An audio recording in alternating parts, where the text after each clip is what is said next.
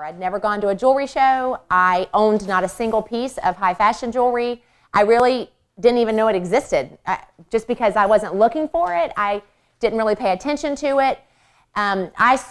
We first looked at the Premier opportunity because I was home with our first son, Anthony. He was 15 months old. And we really were at the end of the finances of my being a stay-at-home mom. It was either go back to work full-time or something was going to have to change. And that's when I learned about Premier through a fundraiser for the dance team that I was coaching. So that was when I first heard about Premier. So I want you to know that because I'm kind of one of those people where I didn't bring anything to the table in the sense of it's not that I didn't like jewelry, but I wasn't really, I had the 5 fine jewelry pieces that Fred had given me and I loved and I wore. So that's important, I think, that you can do this business no matter from where you start. And that's one of the things that I really appreciate about Premier. And I watched Kelly Parker talk about the business, and my thought really was, I know nothing about jewelry, but I can learn that portion. What I liked was 50% and 10-10-10, no quotas, no inventory, no deliveries. I kind of get to be in control of how much or how little. All of those things really appealed to me. So here we are. November will finish 14 years in Premier. And for 9 of those 14, we built a business in the Tampa, Florida area. And we had jewelers in other areas, but we moved here and we completely started over. In the sense of, I tried to get referrals. It was so funny. I tried to get referrals from my friends in the Tampa area about people who knew here. And, when the people that I'm contacting here are telling my friends back there, do not give my name and phone number to people. It's different for everyone. So what I want to do with you first, the first little segment that I want to train you on, I'm just going to kind of title it Creative Thinking About Your Bookings, okay? Now, bookings is inside term, jewelry shows, jewelry parties, whatever you want to call it in there. But I want to just give you some creative ways to think about it, because one of the most important things that moving taught me was that I, for 9 years, had lived inside a very comfortable box of what worked for me at my shows. And it kind of looked like this. Scheduled jewelry shows from jewelry shows. There you have it. Every year I did at least 60 or more, sponsored every year, didn't really have to do a lot of phone calling to try to get shows on that's exactly what worked for me. I came here and it's really hard to get shows from shows when you have no shows, right? Like, does that make sense? Trying to get something from nothing that can be very challenging. So it really taught me how to be creative. So before I share anything with you, I want to get some feedback from you, because I want the ideas that I have in my head to be pertinent to where you are. So here's my first question for you. And just know that when you respond, I'm going to repeat what you say so that the people who are going to watch this video will be able to hear what you're asking or how you're responding. Does that make sense? Okay, so my first question for you is, if you would like your calendar to be more full of jewelry shows, okay, so you recognize I would like more, what is the one thing that you think is holding you back from having the calendar that you want? Go. I hear time, or I'm reading lips time. Okay, somebody else? Not knowing enough people. Okay, so not knowing enough people. What did you say, Kelly? Same thing. Okay. Copycat. All right, anyone else? My house is under construction. My house is under construction. Yeah. Anything else? By the way, I'm not talking about what people at your shows or people that you're trying to ask to get shows on your calendar are telling you. I'm talking about you. What's holding you back from having the calendar that you want? I'm afraid. Thank you. Fear. I'm afraid. Okay, so fear of failure or Hearing the word no. okay, so rejection. Can I label it that? All right? I don't know what to say. I don't know what to say. I do, But I appreciate that you're putting that out there, because I think a lot of people are, and that might go into the fear. I have a fear of not knowing what to say based on how they're responding to me, and then we hold back as a result. Okay, so that gives me some things to address with you, I think, specifically. Okay, let me start with time. When I first started Premier, Fred and I, Anthony was 15 months old. I got pregnant right away, and then I was pregnant through my first year of Premier and had Samuel. And they're, by the way, 13 and 15 now. It's crazy how quickly that goes. But when they were younger, how I approached time and shows was very different than how I'm approaching time and shows now.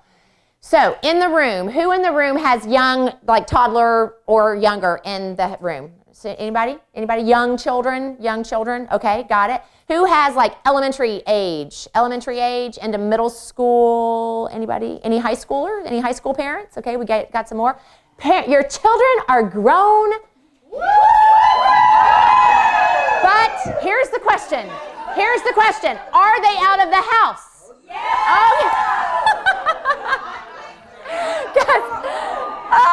All right. Until summer. Okay. How about, but you sometimes keep the grandkids? There, yeah. All right. You see how exciting it is to keep grandkids? I'm telling you, all my friends who have grandchildren, they just love life. Okay. So let me rein you in. Time. How you view your time is very important. You've got to work your calendar based on the season of time that you're in. So when you have younger children, you're going to think about and treat your calendar differently, likely, than when you have kids who are still in school and have, as they get older and they have after-school activities. And, when your schedule is very much dictated by their schedule, you're going to have to deal with that. And then when your kids grow up, and, we're not there yet. They're still in the home, but I have lots of friends in this area who have kids that are grown and out of the house, but now I've watched people care for aging parents, deal with parents die, and now you're having to deal with their assets and their estate and all of that. There are so many other things. There's draws on your time, and every season they look different. And so you have to approach your calendar based on what are those draws on your time with the foreknown choice, or that the choice that you make, that I'm going to work my calendar, I'm going to work my business regardless of what the draws on my time are. And then so that's important. You've made that decision that I'm gonna work my calendar no matter what, and it's going to look different because of my life is different, which means you can't be comparing your calendar to someone else's calendar. Some of you are thinking, oh my goodness, how could I do 11 shows? Well, you're not in her life of what's happening in her life and the dynamics of her life. So it's important that you focus where you are and work your business accordingly. And the key is, if I could encourage you in anything about how you view your time and shows, is that whatever decision you make on the number of shows you're going to do every month, for us, it was always about how much money did we need to make each month, because Premier was always a very important contribution into our budget. There have been seasons where I've done 7 to 8 because we needed the money from 7 to 8. There are seasons where I've done less because of whatever those circumstances are, but whatever your choice is in terms of number of shows, do it consistently. Every month say, no matter what, I'm doing 5 shows. And that's really what the consistency challenge has been about, is trying to get people to think through, or really, I think, make that decision of, I'm going to consistently work my calendar for this many shows a month, to push people to that place of, I'm going to do this no matter what. Fred and I, when we teach marriage, there's a guy we were listening to one day. He made the point. He said it's rarely that we lack the ability to do something. It is usually more that we lack the incentive. Okay, I am living proof of this. Before they offered the consistency challenge in January, my calendar was not nearly as consistent as it ever was when I was in Florida. It was easy to have 6 to 8 shows every single month when I had a database of 5,000 people. I had church friends, I had neighbors, I had people that I used to teach with, I had parents of students that I used to teach with. It was never an issue having shows. When we moved here, it was much more challenging. And you go from 2 shows one month to maybe you have 3 shows the next month, and then you're like loving life when you have 5 on your calendar. But what I realized coming into January is that I had been doing that for 4 years of just this inconsistency, that I wasn't pushing myself to make sure that I had no less than 5 a month, which really is what is ideal for us, is no less than 5 a month. And then what happened? Like, I had let that kind of continue on that way, and then Premier announces the consistency contest. And I don't know about you, but I am very motivated by earning free jewelry, because I know I'm going to want the jewelry. I know I'm going to fall in love with the jewelry, and that means I'm going to have to spend money on the jewelry. And when they say to me, you can earn that jewelry for free, I'm like, I am on it. I'm having no less than 5 shows. I don't care what I have to do, right? And so it wasn't that I didn't have the ability in a new area, in an area where I've had to rebuild my jewelry show, is because I didn't have enough incentive up to that point to really push me to do what I needed to do. Does that make sense? So that is the value of what Premier is offering us, is that they are giving us an incentive. And I'm going to encourage you, take advantage of that incentive to push you to do what you're going to do consistently. If it's not 5, then do whatever you've decided to do it consistently, and ask your upline to hold you accountable to that, so that someone is asking, Connie, did you meet your goal this month? Dito, did you meet your goal this month? Lacey, did you meet your goal this month? How are you doing for next month? And so I think that's just an important aspect. Here's what I know.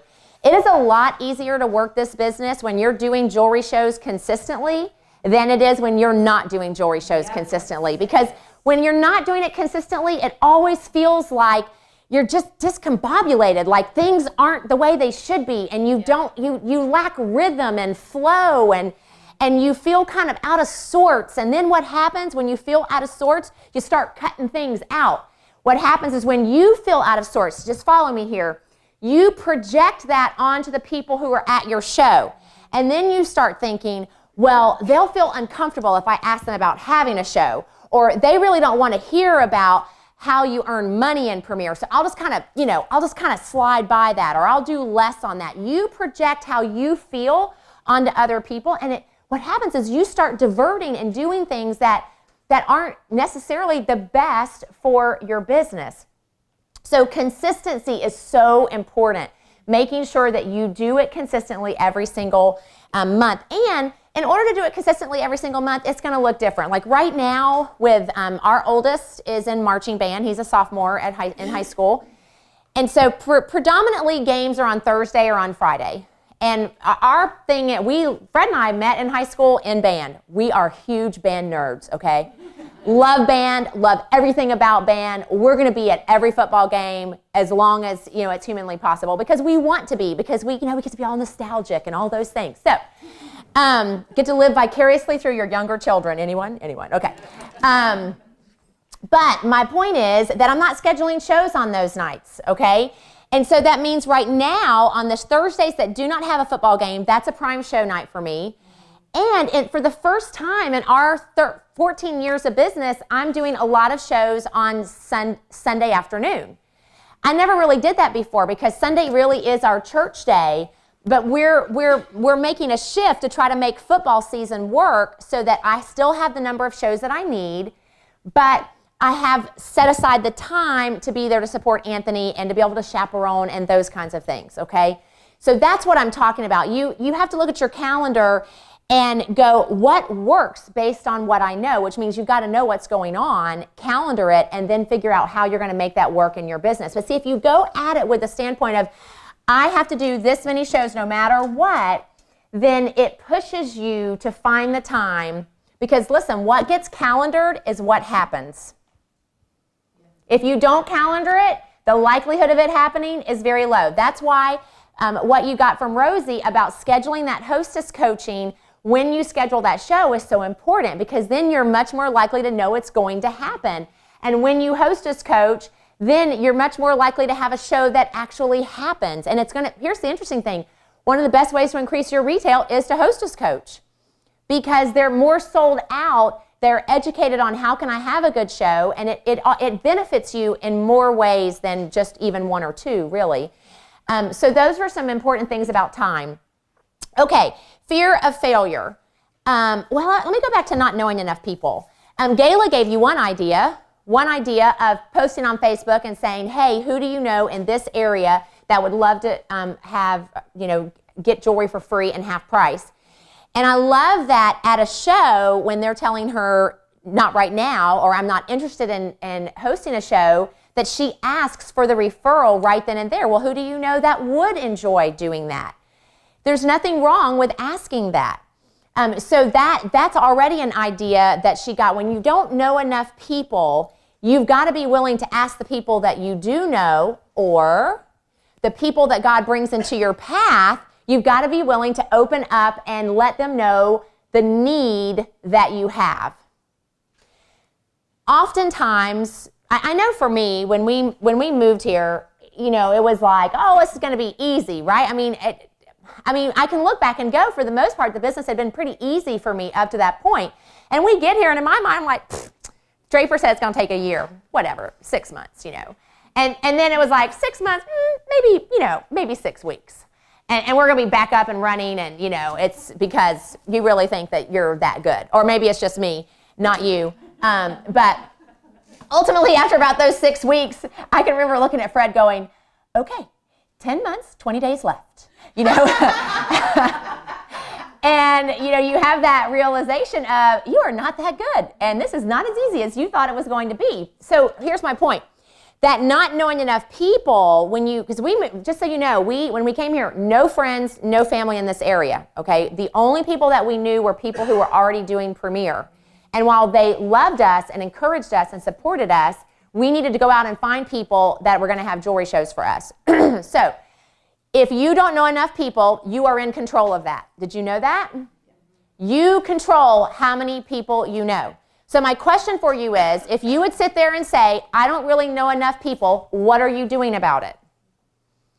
Are you going to the same group week in and week out when you've already asked them and they've told you no, and you continue to go back expecting that something's going to change there without going to something different?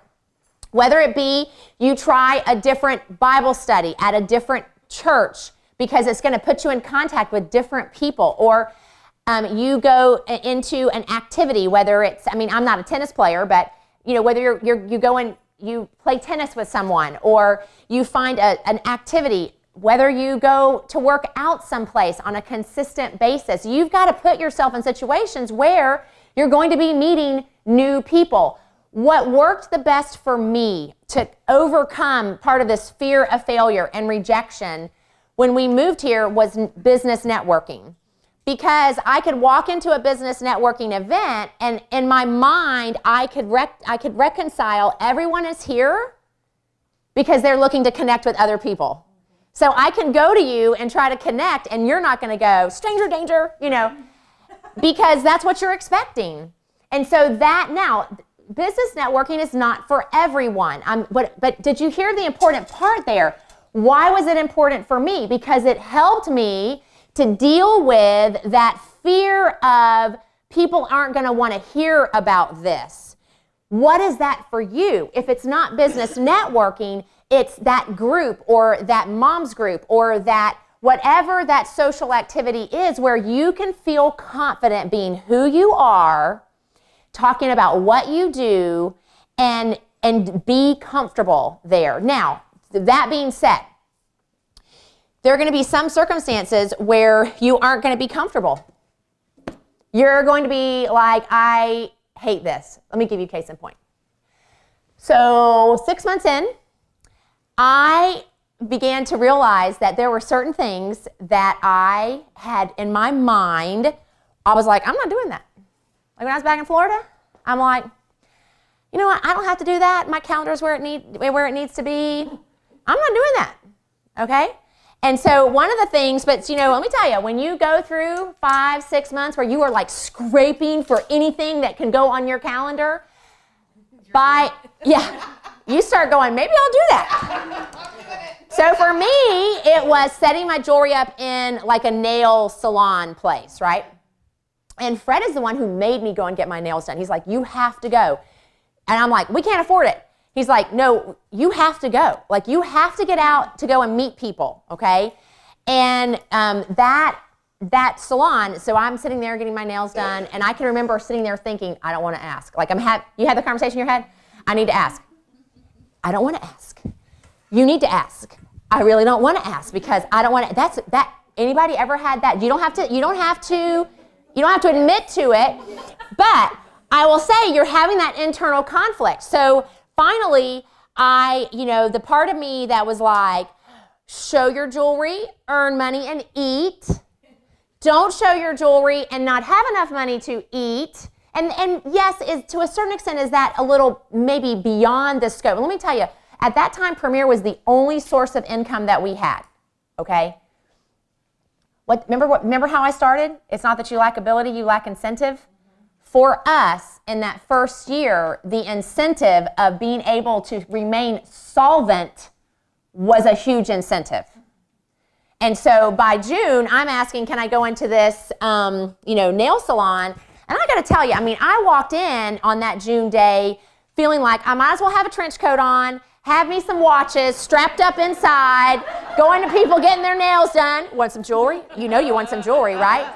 And because that's, right? I guess that is what I had worked up in my mind of how people were going to see me. And so here's the lesson that I want to just kind of put out there. What is it for you that you are holding out on, whether it's, I don't want to do that, or that's beneath me, or hear this one, I shouldn't have to do that. And yet, the thing is, I needed to do it for a number of reasons. One, I needed to be humbled to go, girl, you got some things to learn, because there are going to be people who are going to, rock salon shows, and you need to have experienced that to be able to relate to them on that. So answer that for yourself, because I will tell you, I think in many ways our calendar isn't where we want it to be because of what we have done up here in our mind, how we think about it. And so I challenge you to really push outside of what is comfortable, or really hit head on the things that you've decided I don't want to do it, I shouldn't have to do it, and really choose to give them consideration, because you might be surprised at how it will rock your business. So one of the things that I did, so business networking. Another was going into assisted or active living facilities where you have folks that live there. They can still walk. They still have additional income, the ability to be able to shop. And I did that. That was one of the ways that I was keeping shows on my calendar. I would do that. There was probably 3 or 4 months where I would go once a week to this one place up in McKinney, and it was a way for me to show my jewelry. Actually, one of the things I said was, I have jewelry and I want to show it. Repeat after me. I have jewelry, and I want to show it. Again, I have jewelry, and I want to show it. Here's the value of getting up every day and saying to yourself, I have jewelry and I want to show it. Because when you're out and about, you're going to be thinking, ooh, I have jewelry. Would that be a place I could show it?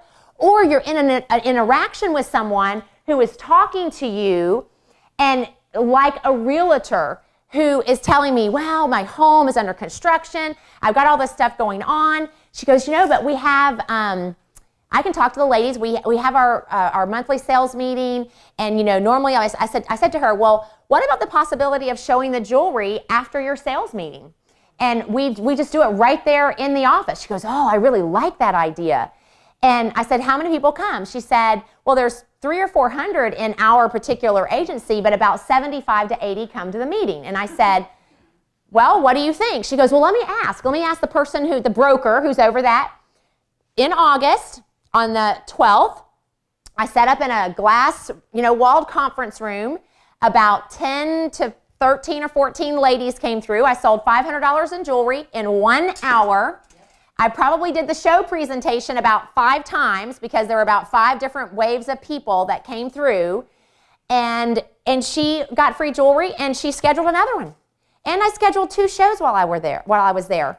One of the things that I will say to you in terms of when you're doing things like that, where there's a lot going on, I think a lot of people go, how in the world can I keep up with and ask people and all of that? Having a fun little activity that allows you to ride along when you're talking about the hostess plan, encourage them right away to schedule a show. So I don't know, I saw this from somebody, these things little come up, and I just think it's kind of fun. I had to do this on the fly, so I had to use what I had. So I used these cards. You see I numbered them 2 through 12. I have dice, and what I would tell them as I was sharing the hostess plan is that they could roll to win. If you chose to roll, everyone wins, and based on the number that you roll is what's on the back of the card. Now look, it's not even like I'm trying to hide it. It's written right on the back of the card, right? Because it's really just for me to remember. I mean, I kind of know what's there, but for them, they want to know something's on the back of the card, okay? So, and that's a great way when you're doing events or a place or even, have you been to a show where like they get a little out of control? You know what I'm saying? Like they're talking, they're at the table, you can't get them to sit down, you're feeling like, how in the world am I going to get, this is a great way to get shows and environments like that because you can give them the details. So, for time purposes, what I can tell you is that I encourage them, they can roll the dice and they can win. And this is what I say to them, is that the number that you get is the prize. And there's a couple of different things you could do. Like at 1, I said, these numbers, you can either pick a stretch ring or a bracelet. And so I have my bracelets there. Or the other prize is $25 at your personal jewelry party, okay? And that's how I say it. And they roll, and then they get whatever their prize is. And I tell them that on the stretch ring or the bracelets, there's no obligation to schedule a show. But of course, women are fickle, and you can always change your mind, because I do ask everyone. Both of those, I did a total of 3 different daytime shows in the month of August. The first one was at the realty office, and I did this, and I scheduled 3 shows. The second was at a very large international elevator company that's in Frisco. I was there over their lunch. Why? Because I was at a jewelry show and someone was talking about where she works, and I was like, what do you think about my setting up there over lunch? Do you have enough people? What do you think? She goes, oh, I like that idea because that we can do that. And so we set up over lunch a couple of Fridays ago, sold $550 of jewelry in a very short period of time, and I scheduled 3 more shows using this activity and gave away some stretch rings and bracelets of people who didn't schedule shows. So something like this is a great way, I think, to maximize what you do when you are there. So that's just an idea I wanted to bring to you so that you you could see that. Okay, so did you hear what I said? I did 5 shows in August, 3 of which were during the day when my kids were in school. If I could do that every month, I would do that every month, okay? So realty office, a corporate office. Now, of course, if you're working a full-time job, I realize this is not a possibility for you, but I want to share this for the ones who aren't working a full-time job or have that flexibility during the day. The third one was a group of ladies. They were all 50 or older. For all of them, they were at home, okay? Some had children in school. There were some age ranges there, but you know what? They all get together during the day. And so having a show during the day, she had 10 people there. We started at 10 a.m. and her show ended up at $999 during the day, okay? So what am I trying to say? Sometimes we put our business in a box. It's got to look like this, and it has to be like this. And the thing is, that might not work for you where you are right now. So find what does work for you and then work it so that you can have the success that you need where your jewelry shows are, okay? So that's one thing. Now, for people who work full-time, then, you're really going to look for that after, the evening time or the weekend time. The main thing, I'm just going to say it one more time because I think it's so important. Consistently hold the same number or more every month, whatever that is for you, so that you can develop a rhythm in your business and you're not having to. And the other thing that I would say, because I'm going to wrap up this portion, is no matter how many shows you're doing, one thing that I know psychologically for people is that if you change it up every single time, you are going to wear yourself out mentally, okay? So, for example, for the new jewelers, because there are a lot of new jewelers in the room, you know how if you got the My Premier Boutique, Premier gave you a setup guide for the My Premier Boutique, right? In your early stages of your shows, set it up the exact same way every single time so that you don't have to think about it. You just put those trays out, you put those neck boards out, you set it up exactly the way the picture shows, And it's the same thing will happen to you as when you walk to your sink in your bathroom every morning to brush your teeth. You don't think about taking the cap off and squeezing the tube, whether it's in the middle or at the end. You don't think about whether you do the straight brush or the circular brush or the angled brush. You just do it because it's part of your unconscious thought process. That's what you're trying to do in your business, is move all of that stuff into unconscious mind where you just do it without having to think about it. So that when your plate is full, it's not a big deal to go, I got to go to a show. Okay.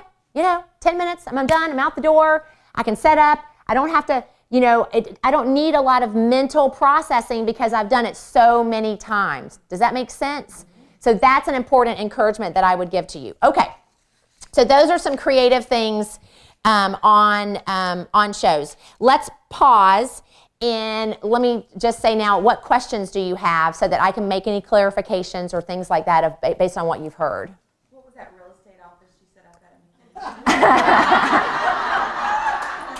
I just want to make sure I don't go there. It actually was not in McKinney. It was in Richardson. Okay, great. Yes, Connie. Tell me more about how, like, when you went to the nail place, how do you do that? Do you talk to the manager? How do you do So Connie's asking, what do you do when you go to a nail salon? Who do you talk to? How do you do that? Whether it's a nail salon or a spa, because I've also set up, there's a place called That Elegant Touch, which is a hair salon and also spa, like they do massages and facials. I set up there as well. Ideally, my ideal would be, do I know someone who works there? All right? That would be my ideal. If I don't, like in the nail salon, I didn't have that. I spoke with my nail tech. I said, she asked me, well, what do you do during the day? A lot of times they'll ask me, are you working? And I go, well, I work from home. Okay, well, what do you do? So we start having that conversation. So I said to the nail tech first that I said, well, I'm a Premier Designs jewelry lady, and I would love the opportunity to set my jewelry up here in your nail salon. What do you think about that? And she's like, oh, well, we should. So she calls the manager over, which is ultimately who you have to speak to because they're the ones that are going to approve it. And so then I basically pitched the idea to the nail salon manager of I rep a jewelry line and I would love to be able to show it in your salon. And she was like, oh, sure, you can. How about this Saturday? And so I scheduled it for that Saturday at a particular time. And Saturday is a good day because they have a high volume of people that come through.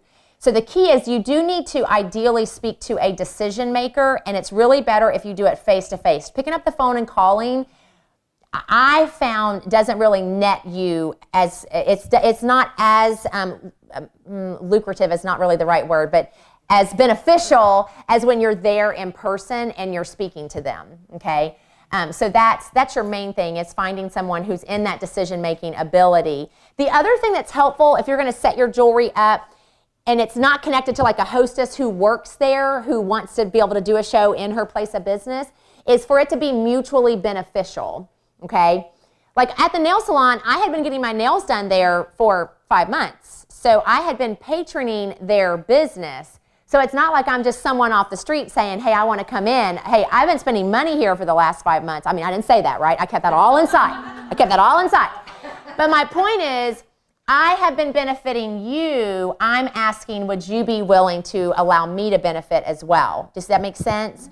So that's an important aspect. Or look for a way that you can partner with someone where it's a benefit to you, but you being there is a benefit to them. So like at the hair salon / spa, the benefit to her was that we advertised that when they came on that day, they would also be able to shop jewelry. So her goal was that additional people would be driven to come into her place of business. So that's a mutually beneficial arrangement. Anytime you can think of mutually beneficial arrangements, you're more likely to have people give it consideration. And here's the thing, some people will tell you no, but that just means nothing has changed.